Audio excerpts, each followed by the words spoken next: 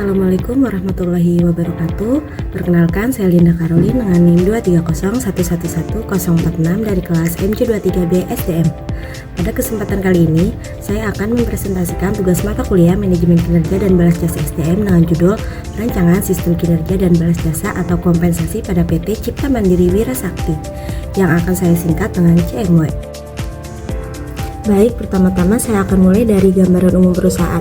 PT Cipta Mandiri Wira Sakti adalah perusahaan manufaktur yang bergerak di bidang produksi wire harness atau kabel instalasi listrik untuk kebutuhan industri otomotif dan kelistrikan. Perusahaan ini melayani berbagai produsen OEM ternama seperti AHM, Yamaha, Kawasaki, Daihatsu, hingga PT Mitsubishi Indonesia dan beberapa mitra lainnya. CMW juga telah meraih sertifikasi ISO atau TS 16949-2009 sebagai bukti konsistensi mereka menjaga ketepatan waktu pengiriman dan kualitas produk. Visi perusahaan adalah menjadi pemimpin dalam industri manufaktur wire harness otomotif, mencakup sepeda motor, mobil, truk, dan bus. Misinya adalah meraih kepemimpinan pasar melalui produk berkualitas tinggi, pengiriman tepat waktu, dan harga kompetitif. Struktur organisasinya berjenjang, dimulai dari presiden direktur, kepala divisi, kepala departemen, kepala produksi, lalu di level lapangan ada supervisor produksi, leader group, staff atau supply, hingga operator. Alur produksinya berjalan lintas line dari line 1 sampai line 4. Line 1 menangani persiapan material dan crimping. Line 2 melakukan sub-assembly dan assembling. Line 3 melakukan circuit inspection dan final inspection. Dan line 4 menangani pemisahan produk OK dan NG hingga pengiriman. Dari sinilah muncul 3 permasalahan utama yang menjadi fokus perancangan saya. Pertama, sistem PKWT yang mewajibkan 5 kali perpanjangan kontrak sebelum pengangkatan tetap. Ini berpotensi menimbulkan tekanan psikologis tanpa umpan balik berkala.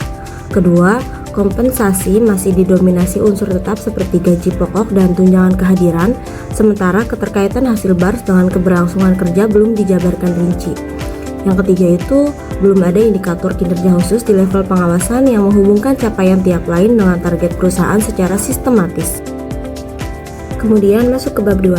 Saya fokus menganalisis satu jabatan, yaitu supervisor produksi. Jabatan ini bertugas mengawasi dan mengoordinasikan pelaksanaan harian proses produksi dari persiapan bahan baku di line 1 hingga packing di line 4 agar sesuai dengan SOP, target, dan standar kualitas. Tanggung jawabnya meliputi memastikan pencapaian target produksi harian, mengawasi kepatuhan SOP dan APD, menindaklanjuti temuan NG dan dari line 3, serta menyusun laporan produksi harian kepada kepala produksi. Wewenangnya mencakup mengatur rotasi leader group, menghentikan sementara produksi bila terjadi penyimpangan kualitas, hingga mengusulkan kebutuhan lembur. Fungsi utamanya adalah menjadi penghubung operasional antara rencana produksi dan pelaksanaan teknis di lapangan. Untuk spesifikasinya, minimal pendidikan dari D3 atau S1 di bidang teknik industri, teknik elektro atau manajemen dengan pengalaman 2-4 tahun di produksi manufaktur, dan diutamakan pernah menjadi leader group.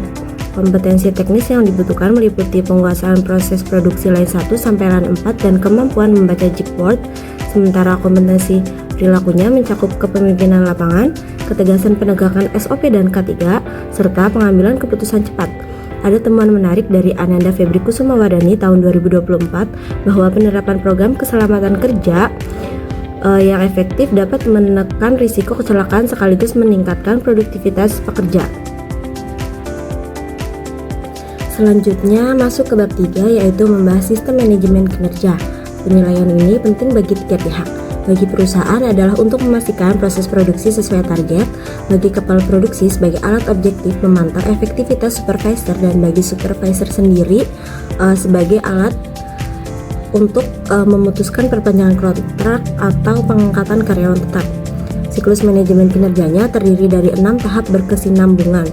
Perencanaan kinerja di awal periode, pelaksanaan pekerjaan, pemantauan bulanan, evaluasi menggunakan KPI berbasis BAR setiap triwulan dan tahunan, pemberian umpan balik, dan diakhiri tindak lanjut berupa pelatihan dan coaching.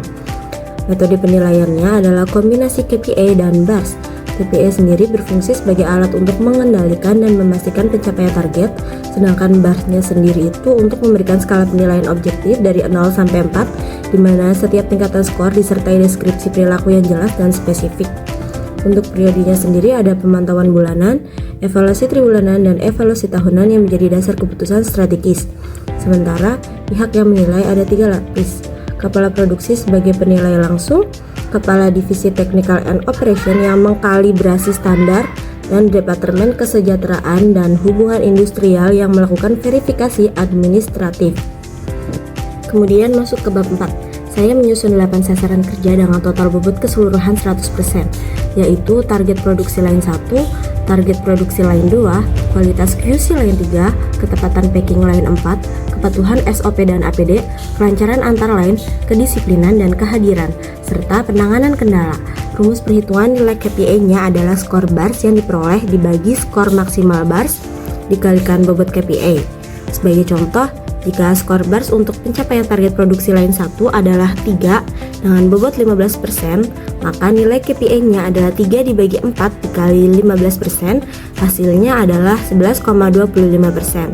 Perhitungan yang sama dilakukan untuk seluruh 8 sasaran kerja, yaitu dijumlahkan menjadi nilai akhir kinerja pada skala 0 sampai 100%. Setiap sasaran kerja ini dilengkapi 4 indikator deskriptif, dari skor 0 yang menunjukkan kinerja yang sangat kurang hingga skor 4 yang menunjukkan kinerja sangat baik atau melebihi target, sehingga penilaian dilakukan berdasarkan bukti bukan perkiraan subjektif. Sekarang saya masuk ke bagian yang paling penting, yaitu bab 5, sistem kompensasi. Gaji pokok diberikan kepada seluruh jajaran karyawan dari presiden, direktur, hingga operator dengan besaran yang ditetapkan berdasarkan bobot tanggung jawab, cakupan koordinasi, tingkat pendidikan, dan pengalaman kerja. Khusus supervisor produksi, gaji pokoknya berada di pengawasan menengah karena tanggung jawabnya mengawasi 4 line produksi sekaligus. Selain gaji pokok, ada berbagai tunjangan seperti tunjangan jabatan, upah lembur, insentif kehadiran, THR dan HAT, tunjangan cuti besar, uang partisipasi QCC, serta kompensasi PKWT bagi karyawan kontrak. Ada pula kompensasi tidak langsung berupa BPJS Kesehatan, BPJS Ketenagakerjaan, jaminan hari tua, dan jaminan pensiun bagi karyawan tetap. Poin yang ingin saya garis bawahi adalah di bagian hubungan hasil penilaian kinerja dengan kompensasi. Hasil KPI sama BARS ini tidak menghasilkan pembayaran tambahan atau merit pay secara langsung. Sebaliknya, hasil penilaian ini menjadi dasar pertimbangan untuk keberlangsungan kontrak kerja seperti perpanjangan PKWT, pengangkatan menjadi karyawan tetap, serta pengembangan karir. Jadi di CMW, keterkaitan kinerja dengan kompensasi ini lebih terlihat pada aspek keberlangsungan hubungan kerja dibandingkan pemberian uang tambahan secara langsung. Selanjutnya kita masuk ke bab 6. Di bab 6 ini saya mengevaluasi sistem ini. Kelebihannya, metode KPI and BARS memberikan penilaian yang objektif, konsisten, dan spesifik sesuai tanggung jawab tiap line, serta menghubungkan hasil penilaian dengan keberlangsungan kontrak secara transparan. Namun ada juga kelemahannya. Sistem ini membutuhkan data pendukung yang akurat dan konsisten. Dan karena penilaiannya dilakukan tunggal oleh kepala produksi, ada potensi subjektivitas jika tidak dikalibrasi, serta belum ada insentif finansial langsung dari hasil BARS sendiri. Risikonya, jika target ditetapkan terlalu tinggi tanpa mempertimbangkan kondisi real lapangan, ini bisa memicu tekanan kerja. Begitu juga jika hasil evaluasi tidak dikomunikasikan secara transparan, hal ini berpotensi menurunkan kepercayaan terhadap objektivitas sistem. Untuk itu, saya mengusulkan beberapa alternatif solusi, yaitu digitalisasi pengumpulan data KPI and BARS, pelatihan kalibrasi berkala bagi para penilai, penetapan mekanisme dan tenggat waktu komunikasi hasil evaluasi triwulanan, serta perlibatan pihak independen dalam proses banding. Selanjutnya adalah masuk ke bab 7. Sebagai penutup, dapat saya simpulkan bahwa PT CMW telah memiliki fondasi manajemen kinerja berbasis BARS yang cukup baik. Namun penerapannya di level supervisi masih perlu diperkuat dengan indikator KPI yang lebih rinci. Hubungan antara penilaian kinerja dan kompensasi bersifat tidak langsung, di mana hasil BARS menjadi dasar evaluasi kontrak dan pengembangan karir, sementara komponen gaji dan tunjangan diberikan sesuai ketentuan perusahaan yang berlaku.